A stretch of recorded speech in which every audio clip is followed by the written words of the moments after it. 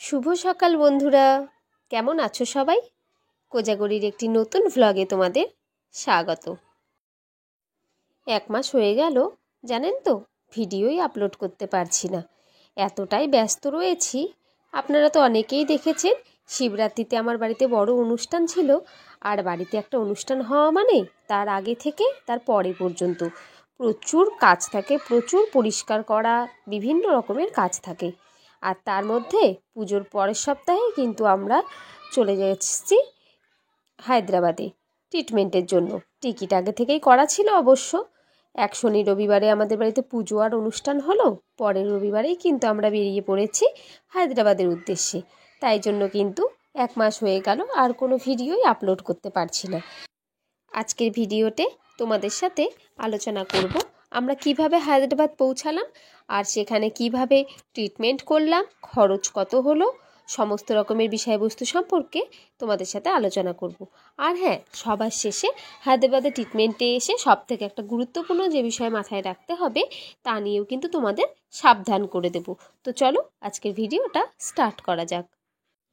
সবার প্রথমে তোমাদেরকে জানিয়ে দেব তোমরা হায়দ্রাবাদ এআইজিতে কিভাবে পৌঁছবে।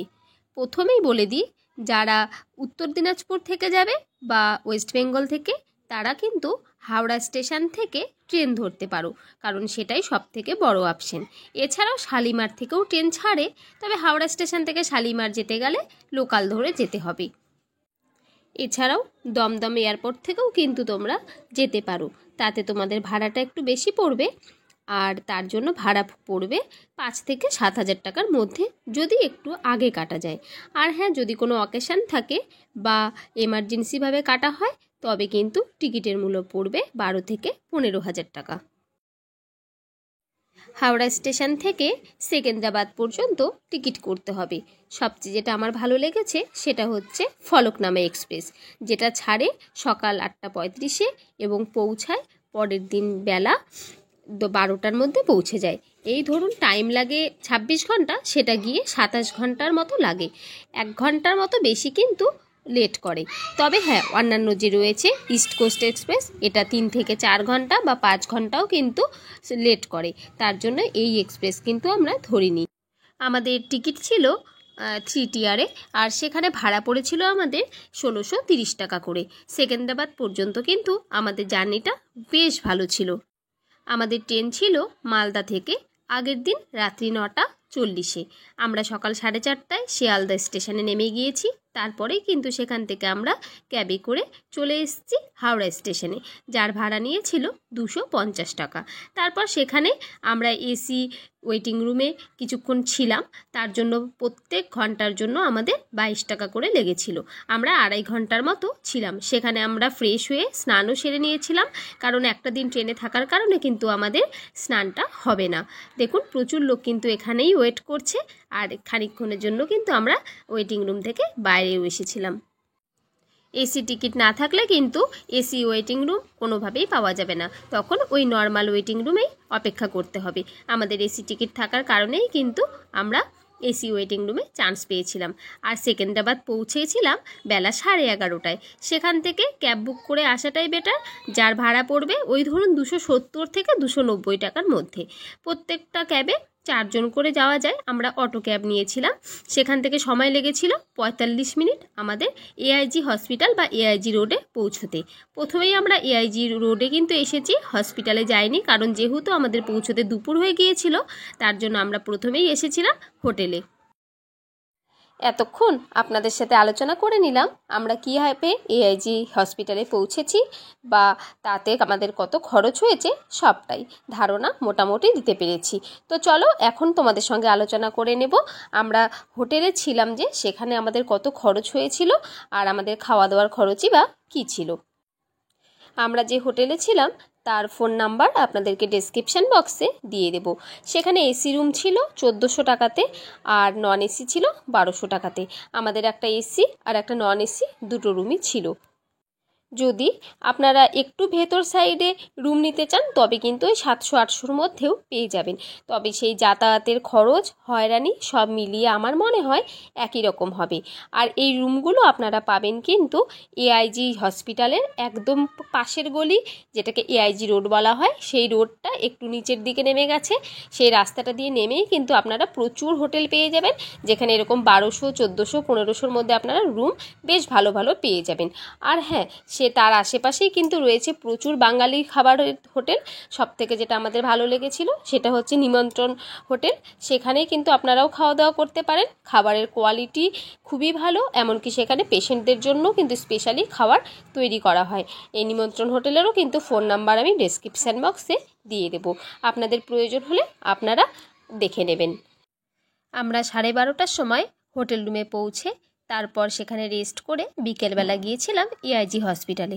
আপনারা চাইলে রেস্ট না করেও এআইজি হসপিটালে গিয়ে প্রথমে রেজিস্ট্রেশনটা করিয়ে নিতে পারেন। আমরা বিকালে রেজিস্ট্রেশন করিয়েছিলাম যাতে সকাল সকাল ডাক্তার দেখাতে পারি। আর অসময়ে যদি রেজিস্ট্রেশন করানো হয় তবে কিন্তু সেদিন ডাক্তার দেখানোর চান্সটা খুবই কম থাকে। তাই আপনারাও চেষ্টা করবেন সকাল সকাল রেজিস্ট্রেশনটা করার। আর রেজিস্ট্রেশনটা ওখানে প্রচুর কম্পিউটার স্ক্রিন দেওয়া রয়েছে, সেখান থেকে নিজেকেই করে নিতে হবে। আর কিভাবে করবেন তার প্রসেসটা সম্পূর্ণটাই আমি দিয়ে দেব, একটু ভালো করে দেখে নেবেন। রেজিস্ট্রেশন করা হয়ে গেলে স্ক্রিনে সবার শেষে আপনাদেরকে একটা রেজিস্ট্রেশন নাম্বার দেওয়া হবে, সেটা আপনারা একটা ছবি তুলে নেবেন। তারপর সেটা কিন্তু এই যে 3টে পরপর কাউন্টার রয়েছে সেখানে দেখালেই সেখান থেকে আপনাদেরকে একটা ফাইল প্রোভাইড করা হবে। সেই ফাইলে আপনাদের পেশেন্টের ডিটেলস, কোন ডাক্তার দেখানো হবে।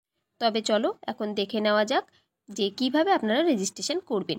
আর সেই সাথে শুনতে থাকুন যে কিভাবে এই ফাইলের সাথেই আপনাকে বলে দেওয়া হবে আপনি কোন ডাক্তার দেখাবেন। সেটা কিন্তু ওখানে রিসেপশান থেকেই সিলেক্ট করে দেবে। আপনার প্রবলেম শুনবে, তারপর তারাই কিন্তু সিলেক্ট করে দেবে। আপনাকে ডাক্তার দেখানোর জন্য ডাক্তারের রুমের সামনে থাকতে হবে।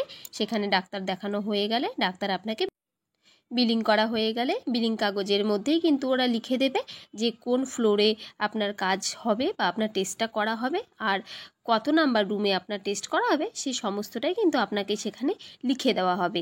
আর ওরা বলেও দেবে। তারপরেই আপনারা সেই সময় মতো এখানে টেস্ট করতে বিভিন্ন জনের বিভিন্ন অ্যামাউন্ট লাগে। কার কী টেস্ট দেবে তার উপরেই কিন্তু ডিপেন্ড করে। আমার হাজব্যান্ডের টেস্টের জন্য 8,140 টাকা লেগেছিল, আর আমার মেয়ের 8,450 টাকা। কারোর বেশি টেস্ট করার সাথে সাথেই কিন্তু ওনারা আপনাদেরকে জানিয়ে দেবে যে টেস্টের রিপোর্ট কখন দেওয়া হবে। কখনো যদি ওরা না বলে তাহলে নিজে থেকে শুনে নেওয়াটাই ভালো। 2 থেকে 4 ঘন্টার মধ্যে বা কোনো রিপোর্ট পরের দিন কিন্তু ওরা আপনি আপনার সমস্ত রিপোর্ট হাতে পাবার পরেই কিন্তু ডাক্তারকে রিপোর্টগুলো দেখাতে পারবেন।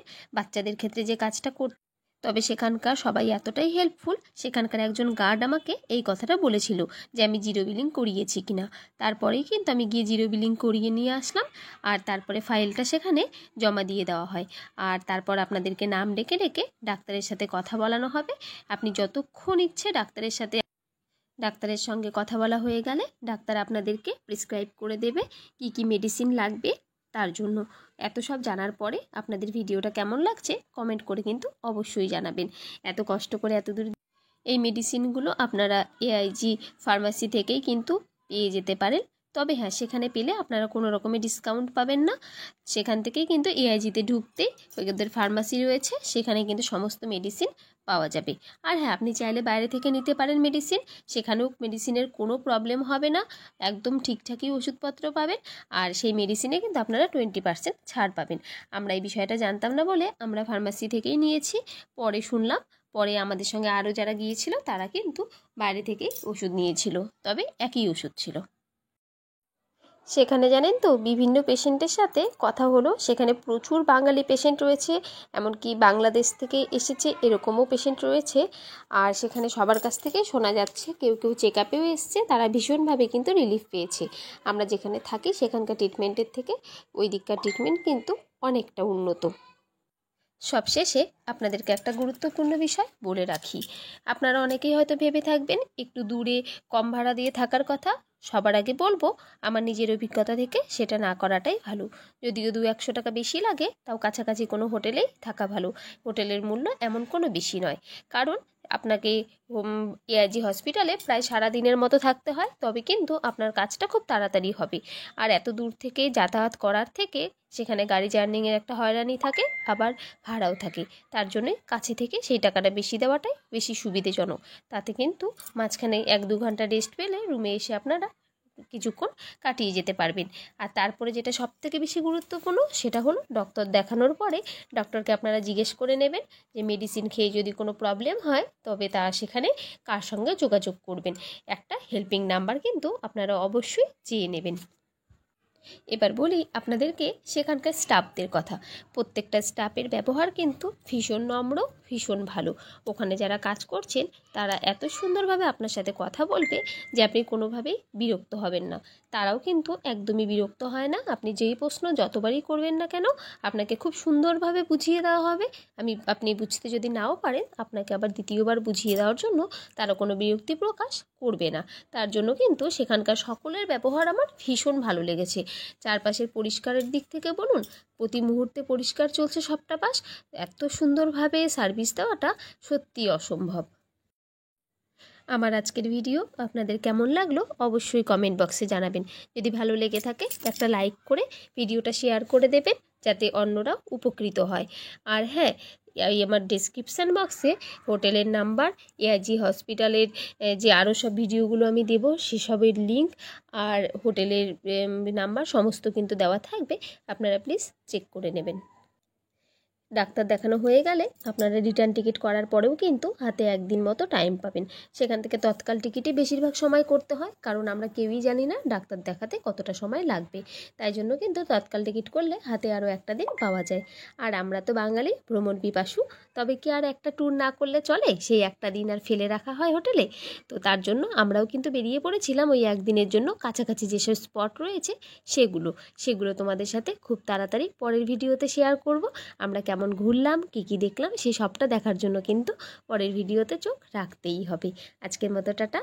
তোমরা সবাই বলো ভিডিওটা কেমন লাগছে, ভালো লাগলে একটা লাইক করে দিও। সবাই ভালো থেকো, সুস্থ থেকো। দেখা হবে খুব তাড়াতাড়ি পরের একটা ভিডিওতে।